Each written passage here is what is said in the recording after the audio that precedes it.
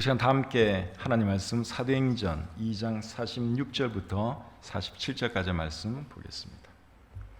사도행전 2장 46절, 47절 두 구절인데 제가 읽겠습니다.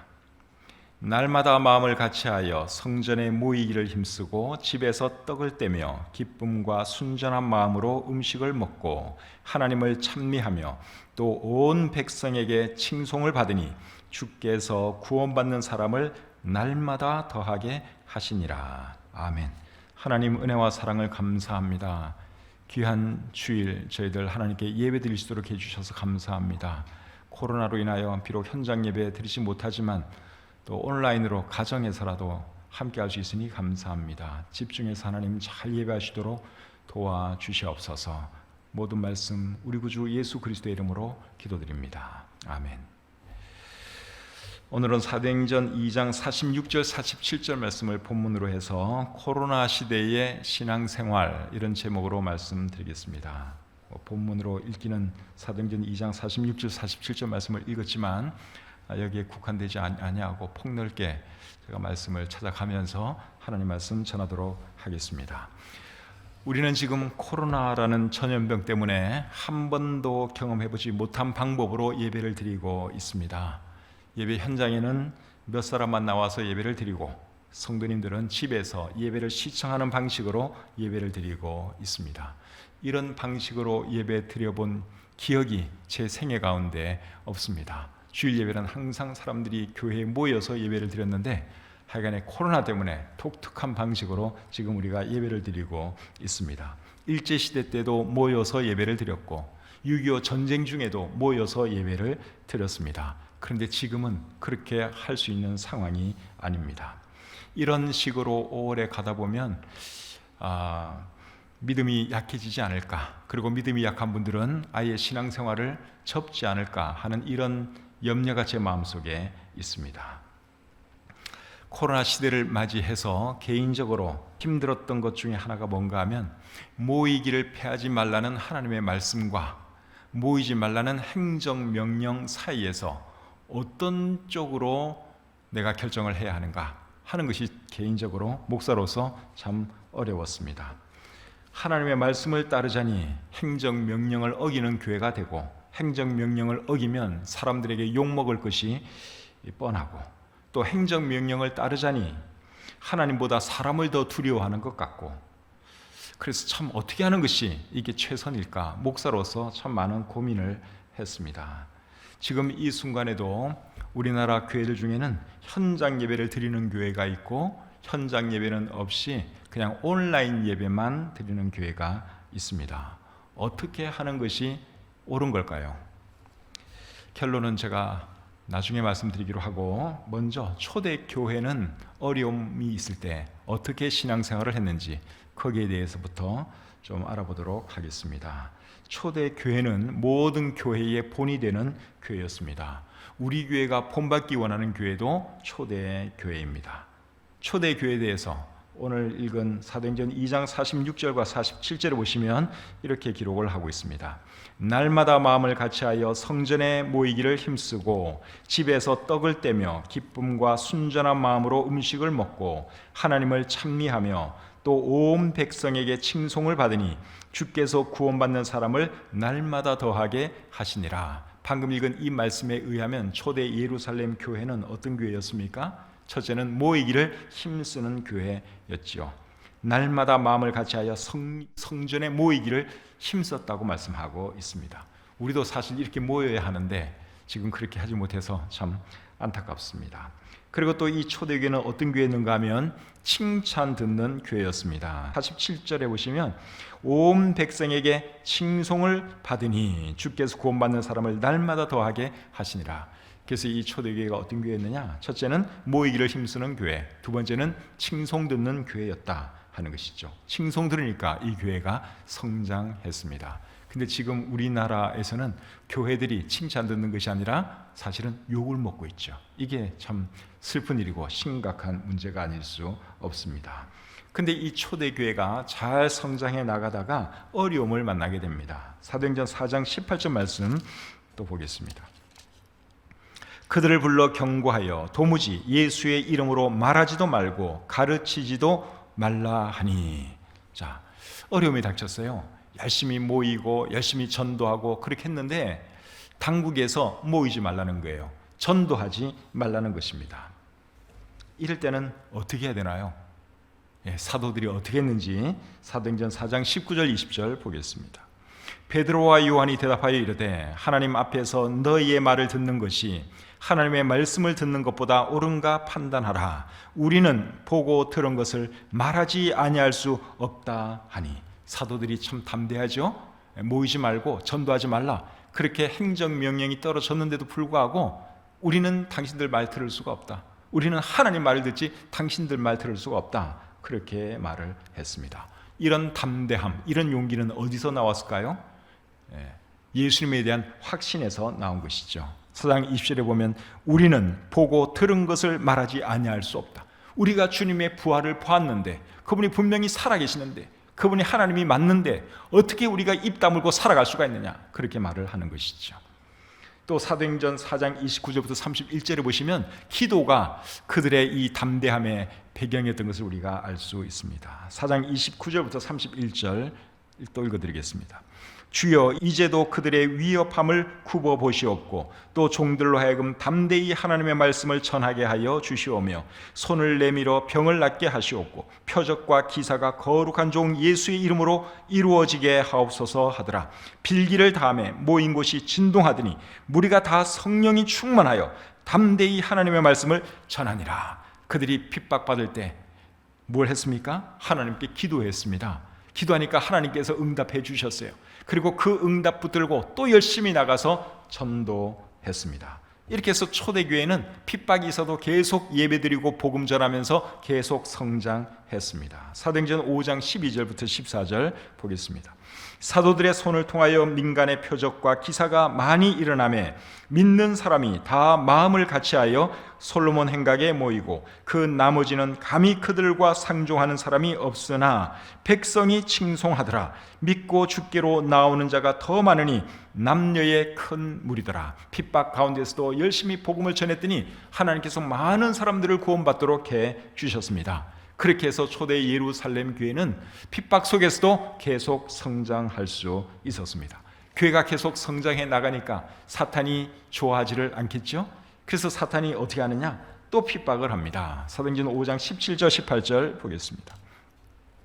대제사장과 그와 함께 있는 사람 즉 사두개인의 당파가 다 마음에 시기가 가득하여 일어나서 사도들을 잡아다가 옥에 가두었더니. 자, 이번에는 또 어떤 일이 일어났어요? 사도들을 잡아다가 옥에 가두는 일이 있었습니다. 계속 복음을 전하니까 복음 전하지 말라고 아예 옥에 집어넣어 버렸습니다. 27절 28절 계속 보겠습니다. 그들을 끌어다가 공회 앞에 세우니 대제사장이 물어 이르되 우리가 이 이름으로 사람을 가르치지 말라고 엄금하였으되 너희가 너희 가르침을 예루살렘에 가득하게 하니. 우리가 분명히 너희들 전도하지 말라고 그렇게 명령을 내렸는데 왜 자꾸만 전도를 하느냐? 그러면서 책망을 하는 것을 우리가 볼 수 있죠. 위협을 하고 책망을 합니다. 그러니 사도들이 어떻게 합니까? 어떻게 하는지 5장 29절 계속 보겠습니다. 5장 29절. 베드로와 사도들이 대답하여 이르되 사람보다 하나님께 순종하는 것이 마땅하니라. 사도들은 변함이 없습니다. 시종일관 강력하게 하나님 말씀을 전하겠다는 것입니다. 이렇게 말하면 이제 대제사장과 종교 지도자들이 어떻게 해야 할 것 같습니까? 우리가 졌다. 그래, 니네 원하는 대로 이제부터는 마음대로 해라.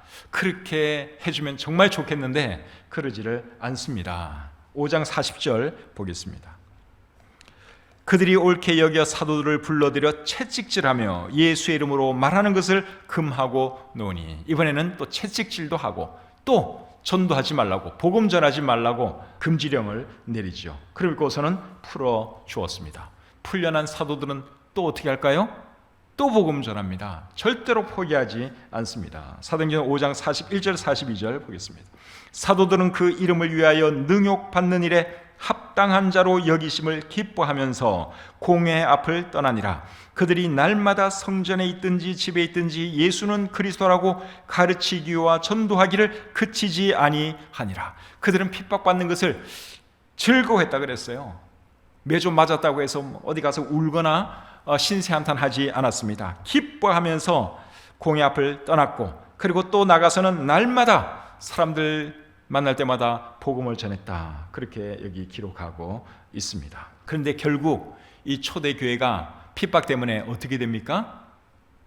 다 뿔뿔이 흩어지게 됩니다. 사도행전 8장 1절을 보겠습니다. 사울은 그가 죽임당함을 마땅히 여기더라. 그날에 예루살렘에 있는 교회에 큰 박해가 있어 사도 외에는 다 유대와 사마리아 모든 땅으로 흩어지니라. 핍박 때문에 결국은 이 예루살렘 교회가 뿔뿔이 다 흩어지게 됩니다. 그래서 유대로 흩어지고 사마리아로 흩어지고 그리고 땅 끝까지 이렇게 흩어졌다, 그렇게 말씀을 하고 있죠. 그리고 흩어진 사람들은 또 뭘 할까요?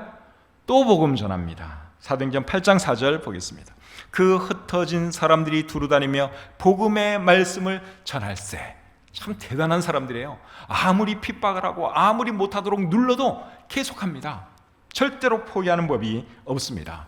그렇게 한 결과가 결국은 어떻게 나타났어요? 온 세계로 복음이 전파되었고 지금 저희들까지 이렇게 복음 듣고 구원받게 된 것이죠. 자, 이제 다시 우리 상황으로 돌아와 보겠습니다. 지금 코로나 상황이죠. 이 코로나 상황 속에서는 여러분 어떻게 신앙생활을 해야 하겠습니까? 오늘 저는 코로나 시대의 신앙생활과 관련해서 4가지 지침을 말씀하려고 합니다. 첫 번째로는 코로나 시대에도 예배는 계속되어야 하고 복음은 전파되어야 한다 하는 것입니다. 방금 제가 한 이 말은 코로나 상황 가운데서 행정명령이 있어도 현장 예배를 강행해야 한다, 또 나가서 노방전도 해야 한다, 그 말이 아닙니다. 예배 방식과 전도의 방식은 상황에 따라서 얼마든지 바뀔 수가 있습니다. 물론 가장 좋은 예배 방식은 온 교회 성도들이 예배당에 모여서 하나님을 예배하는 것입니다. 그것이 제일 아름답고 좋은 예배 방식입니다. 그런데 지금 그럴 수가 없는 상황이죠. 그래서 우리 교회도 이렇게 지금 온라인으로 예배를 드리고 있습니다. 근데 사실 여러분, 온라인으로 예배 드릴 수 없는 교회도 대한민국에 굉장히 많습니다. 사실 우리나라의 70-80%에 해당되는 교회는 미자립 교회예요. 조그만 상가 교회, 한 20-30명 모이는 교회, 이런 교회가 상당수 됩니다. 그런 교회들에게 온라인 예배 드리라, 행정명령 내리는 건 사실 쉬운데 그 교회들이 다 온라인으로 예배를 드릴 수 있느냐? 그런 시설이 없습니다. 우리 교회는 하나님 은혜로 온라인으로 바로 할 수 있는 이 시설이 되어 있지만 조그만 교회들, 시골 교회들, 그런 시설이 안 돼 있어요. 그리고 우리 교회만 하더라도 이제 온라인으로 이렇게 예배를 드리는데 제가 연세 드신 분들하고 통화를 해보면 어떻게 하는지를 몰라요. 스마트폰은 가지고 계시는데 어떻게 우리 교회 예배에 연결하는지 그걸 몰라요. 그래서 제가 다음에 오면은 아드님한테 또는 따님에게 아니면 직장의 젊은 사람에게 유튜브를 먼저 좀 깔아달라고 하세요. 그리고 거기다가 새삼 침례교회 찍으시면 됩니다. 제가 이렇게 설명을 드리고 있습니다. 그러니까 여러분, 시골에 있는 그런 교회들, 목사님도 연세가 많고 성도님들도 다 연세가 많은 분들이에요. 그런 교회가 우리나라에 얼마나 많겠습니까? 근데 그런 교회들에게 온라인으로 예배드리라, 이게 말은 쉬운데 그게 현실적으로 쉽지가 않다는 것입니다. 그래서 결국은 뭐가 중요해지는가 하면 가정 예배가 중요해질 수밖에 없습니다. 현장 예배 못 드리면 어떻게 하겠어요? 온라인 예배도 드릴 수 없으면 어떻게 해야 되겠습니까? 그럼 가정에서 예배 드릴 수밖에 없는 거지요. 유대인들은 2000년 가까이 나라 없이 지내면서도 그들의 신앙을 이어왔는데 그들이 그렇게 할 수 있었던 비결이 뭐냐? 가정 예배에 있습니다. 특별히 안식일 저녁에 온 가족이 식탁에 둘러 앉아서 가정 예배를 드립니다. 식사의 교제를 하면서 가정 예배를 드립니다. 아버지가 아들에게 성경 이야기도 들려주고 질문도 하고 그러면서 이제 신앙 교육을 시킨 것이죠. 그렇게 해서 유대인들은 2000년 동안 그들의 신앙을 지켜올 수 있었던 것입니다. 그게 유대인들의 살아남은 비결이고 신앙을 지켜올 수 있었던 비결입니다. 중국도 마찬가지예요. 중국이 공산화되었을 때 선교사들은 추방되고 교회는 문을 닫아야 했습니다. 그때 많은 사람들이 이제 중국의 교회는 끝났다, 중국의 선교는 이제 끝났다, 그렇게 생각을 했습니다. 그런데 중국의 문이 다시 열리고 선교사님들이 다시 중국에 와보니까 자기네가 떠날 때보다도 훨씬 많은 사람들이 예수 믿고 있는 것을 발견했습니다. 여러분, 그렇게 될 수 있었던 비결이 무엇일까요? 그것도 역시 가정예배입니다. 중국 당국이, 공산당들이 예배 못 드리게 하니까 중국에 있는 그리스도인들이 어떻게 했느냐? 집에서 가정예배를 드린 것입니다. 두세 가정이 함께 소그룹으로 만나 소그룹 모임을 갖고 그런 식으로 해서 계속 복음도 전하고 예배도 드리고, 그렇게 한 결과가 엄청나게 그리스도인들이 많아지는 그런 결과가 된 것이죠. 지금은 우리가 코로나 때문에 현장 예배를 못 드리지만 앞으로는 또 무슨 일 때문에 현장 예배를 못 드리게 될지 모릅니다. 어떤 핍박이 일어나서 예배 드리지 말라는 이런 명령이 떨어질지도 모르는 것이고, 어떤 일로 우리가 예배 못 드리게 될지 모릅니다. 그런 상황을 우리가 생각한다면 지금부터 뭘 잘해야 되느냐? 가정 예배를 잘 하셔야 됩니다. 가정 예배. 지금은 이제 비대면 그러니까 모을 수가 없잖아요. 현장 예배를 드릴 수가 없어요. 근데 가정에는 비대면 하라 그런 명령 안 내리거든요. 그러니까 가족끼리는 같이 식사도 하고 같이 예배도 드릴 수 있고 교제도 할 수가 있는 거죠. 그래서 현장에 모여서 예배를 못 드리면 이제 어떻게 해야 되냐? 최후 수단으로 할 수 있는 것은 가정 예배입니다. 가정 예배. 그래서 우리가 이 가정 예배가 참 중요하다 하는 것이죠.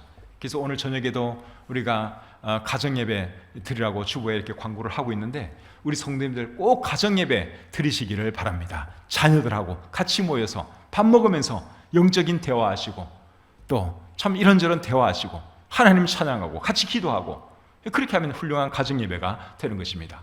그렇게 함으로써 자녀들에게 신앙을 물려주고 또 영적인 교훈도 주고 성경 말씀도 가르쳐주고 이러면서 신앙을 지켜나가는 것이죠. 또 그렇게 하다 보면 이제 다른 면에 있어서도 이 가족이 훨씬 더 화목해질 수가 있습니다. 전도도 과거에는 주로 노방전도가 대세였습니다. 근데 지금은 이제 노방전도고 뭐고 할 수가 없죠. 우리 교회에서는 새삼지라고 하는 그 월간 전도지를 오랫동안 10년 이상, 한 5, 6년 동안 우리가 그걸 해왔는데 코로나 때문에 그것을 폐간했습니다. 왜냐하면 전도지 만들어봐야 누구에게 줄 사람이 없어요. 줘도 받지를 않습니다. 혹시 코로나 병균 묻어 있는 거 아니야? 받지를 않아요. 그래서 그거 폐간하고 이제는 그냥 온라인으로 복음 전하는 이런 쪽으로 우리가 생각을 하고 있죠. 그래서 앞으로는 어쩌면 거리에서 전도하는 거 이런 거 제재가 들어올지도 몰라요. 또 코로나 때문에 또 전도하고 싶어도 할 수 없는 또 그런 지금 현재의 상황이기도 하고, 그래서 앞으로는 이 관계 전도, 개인적으로 아는 사람들에게 만나서든 전화로든 카톡으로든 복음 전하는 거 이런 건 할 수가 있으니까 그렇게 복음 전하고, 그리고 온라인을 잘 활용하면 좋은 전도의 도구가 될 수 있다고 생각을 합니다. 길에서 전도지 하는 것보다도 어쩌면 더 효과적으로 전도하시는 방법이 온라인 전도일지도 몰라요. 그래서 우리 교회도 시대에 맞게끔 그렇게 잘 연구하고 또 우리 성도님들도 거기에 맞게끔 전도를 해야겠다 하는 것입니다. 비록 코로나 상황이긴 하지만 예배는 지속되어야 합니다. 그리고 전도도 지속되어야 합니다. 그것이 첫 번째 코로나 상황에서 드리는 지침입니다. 두 번째 지침은 교회가 욕을 먹으면 안 된다 하는 겁니다. 교회가 욕을 먹으면 안 돼요. 이런 사실을 염두에 두면 현장 예배 드리지 말고 비대면 예배 드리라, 온라인 예배 드리라 하는 그 행정명령을 우리가 따르지 아니할 수가 없습니다. 그거 따르지 않았다가는 당장 욕 먹잖아요. 교회가. 교회 사람들은 이기적이다, 자기네들밖에 모른다, 이런 말 합니다. 지금도 안 그래도 그런 말 많이 이 교회가 듣고 있습니다. 근데 교회가 욕을 먹으면 어떻게 되느냐? 전도가 안 돼요. 전도가. 지금 당장에는 우리가 예배 만약에 행정명령을 거부하고 예배 드리려면 드릴 수가 있어요. 근데 그거 거부하고 그러면 이 동네 사람들한테도 우리 교회가 결코 좋은 이미지를 줄 수가 없습니다. 저 교회는 굉장히 이기적인 교회야, 당장 이런 말 하지 않겠습니까? 그래서 참 현장 예배 드릴 수 없는 안타까움이 있지만 어쩔 수 없이 정부의 행정명령 따르지 아니할 수가 없는 것이죠. 그러면은 모이기를 힘쓰라, 모이기를 패하지 말라는 하나님의 말씀은 어떻게 되는 걸까요? 제 생각인데 하나님께서 이해해 주실 거라고 믿습니다. 중세시대 때 성경적인 교회들은 천주교회의 박해 때문에 공개적으로 신앙생활을 할 수가 없었습니다. 그래서 다들 지하로 들어갔어요. 비밀리에 모여서 예배드렸어요. 소수의 가족끼리 모이든가 아니면 정말 믿을 수 있는 그런 한두 가정, 두세 가정 이렇게 신앙생활을 이어왔습니다. 중국이 공산화되었을 때도 마찬가지죠. 공개적으로는 예배를 드릴 수가 없었어요. 그래서 그들은 다 비밀리에 가정에서 숨어서 그런 식으로 신앙생활을 했습니다. 공개적으로 예배를 드리지 못했지만 하나님께서 그들의 상황을 이해해 주셨고 그들이 숨어서 드리는 예배 하나님이 기뻐 받아 주셨습니다. 우리가 현장에 나와서 예배 드리면 제일 좋은데 그럴 수가 없어서 지금 온라인으로 우리가 예배를 드리지만 하나님은 우리의 상황 이해해 주실 줄 믿습니다.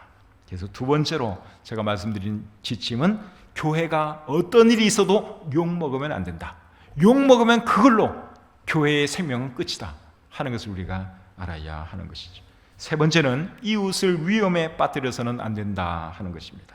초대교회는 핍박에도 불구하고 예배를 드리고 복음을 전했습니다. 그런데 그들은 복음을 전하면서도 다른 사람들을 위험에 빠뜨리지는 않았어요. 그냥 자기만 핍박당한 거예요. 자기만 감옥에 들어가고 자기만 매맞고 그랬어요. 그런데 지금 이 코로나 상황에서 우리가 모여서 예배를 드리게 되면 어떤 결과가 나올 수 있느냐? 본의 아니게 우리 때문에 또 이 코로나가 확산되고 다른 사람들에게 전염되어서 다른 사람들의 생명을 위험에 빠뜨릴 수 있다는 것입니다. 그런데 그것은 성경적인 게 아니죠. 우리가 다른 사람들의 생명을 정말 귀하게 여겨야 되는 사람들인데 우리의 이기적인 생각 때문에 다른 사람을 위험에 빠뜨린다? 이거는 옳은 것이 아닙니다. 그렇기 때문에 우리가 현장 예배를 고집할 수가 없는 것이죠. 고린도전서 10장 23절과 24절에 이런 말씀이 있습니다. 모든 것이 가하나 모든 것이 유익한 것은 아니요 모든 것이 가하나 모든 것이 덕을 세우는 것은 아니니 누구든지 자기의 유익을 구하지 말고 남의 유익을 구하라. 자기의 유익을 구하지 말고 누구의 유익을 구하라고요? 남의 유익. 그러니까 이타적인 생각을 하라 이 말이죠. 그러니까 우리 자신만 생각하면 모여서 예배드리고 싶어요. 사실 방역도 우리 교회가 다른 어디보다 더 잘합니다. 그래도 만약을 위해서 우리가 모이지 않는 것이 이웃을 배려하는 자세라고 생각을 합니다. 그래서 세 번째 지침은 이웃을 위험에 빠뜨려서는 안 된다 하는 것이죠. 네 번째 지침은 그리스도인들끼리 서로 비난하고 공격하는 일이 없어야 된다 하는 것입니다. 코로나 상황 속에서 현장 예배와 온라인 예배를 놓고 믿는 사람들끼리 서로 비난하고 공격할 수 있습니다. 그런데 그러면 안 됩니다. 온라인 예배만 드리는 교회는 현장 예배 드리는 교회를 비난하거나 공격해서는 안 되고 또 현장 예배 드리는 교회는 온라인 예배만 드리는 교회를 비난하거나 공격해서는 안 됩니다. 현장 예배에 나오는 성도들은 온라인 예배 드리는 성도를 비난하거나 공격해서 안 되고 또 온라인으로 예배 드리는 성도는 현장에서 예배 드리는 성도를 비난하거나 공격해서는 안 됩니다. 왜냐하면 교회마다 사정이 다르거든요. 사람들마다 다 사정이 달라요. 그래서 그 사정을 우리가 이해해 줄 알아야 하는 것입니다. 고린도전서 4장 5절에 보시면 이런 말씀이 있습니다. 그러므로 때가 이르기 전 곧 주께서 오시기까지 아무것도 판단하지 말라. 그가 어둠에 감추인 것들을 드러내고 마음의 뜻을 나타내시리니 그때에 각 사람에게 하나님으로부터 칭찬이 있으리라. 아무것도 판단하지 말라는 거예요. 하나님 말씀에 다른 사람 비난하거나 공격하지도 말라는 거예요. 각 사람의 중심을 보시고 하나님께서 그들을 어떻게 해주신다고요? 칭찬해 주신다고 말씀하고 있습니다. 지금 이 시간에 현장 예배 드리는 분들도 계시고 온라인 예배만 드리는 그런 교회들도 있어요. 하나님께서 그들의 동기를 살피세요. 그 동기가 선하다면 하나님께서는 그들 칭찬해 주실 것입니다. 왜 현장 예배 드리냐? 우리가 현장 예배 안 드린다고 해서 왜 당신들 협조 좀 안 해? 비난하지 말라는 거예요. 그분들은 그분들 사정이 있는 거예요. 우리는 우리 사정이 있는 것이고 절대로 비난하거나 공격해서는 안 됩니다. 로마서 14장 1절부터 3절에 보시면 또 이런 말씀이 있습니다. 믿음이 연약한 자를 너희가 받되 그의 의견을 비판하지 말라. 어떤 사람은 모든 것을 먹을 만한 믿음이 있고 믿음이 연약한 자는 채소만 먹느니라. 먹는 자는 먹지 않는 자를 업신여기지 말고 먹지 않는 자는 먹는 자를 비판하지 말라. 이는 하나님이 그를 받으셨음이라. 사람마다 사정도 다르지만 또 믿음의 분량도 달라요. 현장 예배가 또 허용될 때 그때도 현장에 못 나오는 분들이 계세요. 그러면 현장 예배 나오는 분들이 집에서 예배드리는 분들에 대해서 뭐 불평하거나 비난하거나 공격하시면 안 됩니다. 믿음 없다고 책망해서도 안 됩니다. 여기 말하잖아요. 사람마다 믿음의 분량이 다 틀려요. 그분은 믿음의 분량이 저 정도밖에 안 되는구나. 이해해 주셔야 되는 거예요. 저분은 저런 사정이 있구나. 직장 때문에 교회 못 나오는구나. 현장 예배 못 나오는구나. 건강이 약해서 교회를 못 오구나. 그렇게 이해를 해 주셔야 된다 이겁니다. 근데 내 입장만 생각하고 나와 조금 다르면 서로 막 공격하고 미워하고 비난하고 그러면 이거는 다 망하는 길이에요. 교회가 망하는 길입니다. 그러면 마귀만 좋아하는 거죠. 그래서 이 코로나 상황 속에서 절대로 교회끼리 비난하고 성도들끼리 비난하는 이런 일은 없어야 된다 하는 것이 제가 네 번째로 드리는 지침입니다. 자, 코로나 시대의 신앙생활과 관련해서 네 가지 지침을 말씀드렸는데 다 이해되셨죠? 첫 번째가 뭡니까? 코로나 시대에도 예배는 드려져야 하고 복음은 전파되어야 한다. 두 번째는 교회가 욕을 먹어서는 안 된다. 세 번째는 이웃을 위험에 빠뜨려서는 안 된다. 네 번째는 그리스도인들끼리 서로 비난하고 공격하는 일이 없어야 한다 하는 것입니다. 이 코로나 상황 속에서 이 네 가지 지침 꼭 기억할 수 있기를 바랍니다. 코로나 시대에 신앙생활하는 것이 쉽지가 않습니다. 앞으로도 신앙생활하는 것이 쉽지 않을지도 몰라요. 우리 주님의 재림이 다가올수록 신앙생활하는 것이 점점 더 어려워질 것입니다. 왜냐하면 여러분 지금은 코로나 때문에 우리가 이러고 있지만 앞으로는 어떤 전염병이 더 강한 전염병이 나올지도 몰라요. 우리 성경에 그렇게 말씀을 하고 있잖아요. 세상 끝날이 되면 기근과 지진과 전염병과 이런 것이 계속 올 거라고 말씀하고 있어요. 그러니까 이제는 앞으로 신앙생활하는 것이 점점 더 어려워지게 되어 있습니다. 그렇다고 해서 예배를 포기할 수도 없고 전도를 포기해서도 안 됩니다. 이번 기회에 어떻게 하면 예배를 더 잘 드릴 수 있을까? 어떻게 하면 전도를 더 효율적으로 할 수 있을까? 우리가 그거 연구를 좀 했으면 좋겠습니다. 그렇게 하면 이 코로나 상황이 오히려 전화위복이 될 수 있습니다. 이번 기회에 가정예배가 살아나고 가정예배 드리는 가정이 많아진다면 저는 이 코로나가 오히려 감사해야 할 일이라고 생각을 합니다. 늘 현장 예배만 의존하던 그 신앙생활에서 이제 탈피하는 것이죠. 그러면서 혼자 성경 보고 혼자 묵상하고 또 가정 예배 드리는 이런 게 이제 살아나면 이게 훨씬 더 좋은 겁니다. 교회에 대해서 비대면 예배만 드리라고 명령한 정부에 대해서도 제가 할 말이 있습니다. 행정명령을 내릴 때는 누가 보더라도 공정해야 하고 형평성에 있어서 문제가 없어야 합니다. 맞죠? 그런데 지금 우리 정부가 하는 것을 보면 교회 싫어하는 것이 눈에 확 띕니다. 누가 보더라도 우리 정부는 교회를 안 좋아하는구나 다 보입니다. 믿지 않는 사람들 눈에도 그런 것이 들어옵니다. 그래서 댓글 같은 데 보면 나는 교회는 아니지만 이거는 좀 너무하네요. 뭐 이런 식으로 댓글 단 것도 제가 많이 읽었습니다. 몇 교회에서 확진자가 나왔다고 해서 교회 전체를 예배를 못 드리게 한다. 여러분 그거는 좀 말이 안 되지 않습니까? 예를 들어서 어느 병원에서 또는 어느 식당에서 확진자가 나왔다고 생각을 해보세요. 그럼 모든 병원 다 문 닫으세요. 그렇게 말합니까? 모든 식당 다 영업하지 마세요. 그러지 않잖아요. 근데 왜 교회에 대해서만 그렇게 합니까? 지금 이 시간에도 성당 미사는 허용해 주고 있어요. 절, 법회도 허용해 주고 있어요. 근데 유독 교회 예배만큼은 하지 말라는 것입니다. 법회하는 사람들은 코로나 안 걸리고 미사 드리는 사람은 코로나 안 걸립니까? 지하철은 어떤데요? 지하철 얼마나 사람들이 많습니까? 교회는 내가 볼 때 진짜 방역 잘해요. 그리고 교회에서 어떤 확진자가 나올 수 있죠. 근데 그게 사실은 교회에서 그 전염된 게 아니에요. 그래서 확진자가 딱 나왔는데 당신 교회 다닙니까? 예. 어디 교회 다녀? 네, 어디 교회 나갑니다. 그러면 그때부터는 이제 그 교회가 완전히 코로나의 발원지가 되는 겁니다. 그렇게 또 발표를 하고 있습니다. 언론도. 이거는 아니죠. 그렇게 해서는 절대로 안 되는 것입니다. 그래서 우리 나라가 잘 되려면 대통령부터 시작해서 온 국민이 하나님을 두려워하고 교회를 존중해 줄 알아야 합니다. 그래야지 이 나라가 잘 되고 복을 받게 되는 것이죠. 그래서 우리나라가 정말 잘 되기 위해서 여러분, 대통령부터 시작해서 온 국민이 하나님 두려워하게 해달라고, 그리고 좀 교회를 존중해 주는 그런 정부가 되게 해달라고 우리 그리스도인들이 기도할 수 있기를 바랍니다.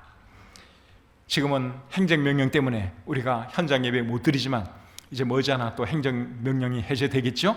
행정명령이 해제되면 그때는 이전보다 더 열심히 우리 사랑하는 성도님들 교회 나오시고 예배 생활하시고 또 더 열심히 전도할 수 있기를 바랍니다. 그날이 속히 오기를 우리 주님의 이름으로 간절히 기원합니다. 기도하겠습니다. 하나님 아버지, 부족한 종이 하나님 말씀 전했습니다. 초대교회 성도들이 그 어려움과 핍박 속에서도 참 예배 생활 포기하지 않고 전도하는 것 포기하지 않은 것을 우리가 봅니다. 하나님, 그 믿음 우리가 본받을 수 있도록 도와주시옵소서. 코로나 상황이라서 어쩔 수 없이 현장 예배를 드리지 못하고 온라인으로 예배 드립니다. 우리 사랑하는 성도님들 얼마나 속이 상하겠습니까? 얼마나 답답하겠습니까? 하나님 위로해 주시고 조금 더 인내할 수 있도록 도와주시옵소서. 또 정치하시고 또 행정하시는 모든 지도자들 위해 하나님께서 하나님 두려워하는 마음 갖게 하시고 또 교회를 존중해 주는 그런 마음을 갖게 해 주시옵소서. 기독교가 이 땅에서 참 얼마나 많은 역할을 했습니까? 얼마나 좋은 일도 많이 하고 있습니까?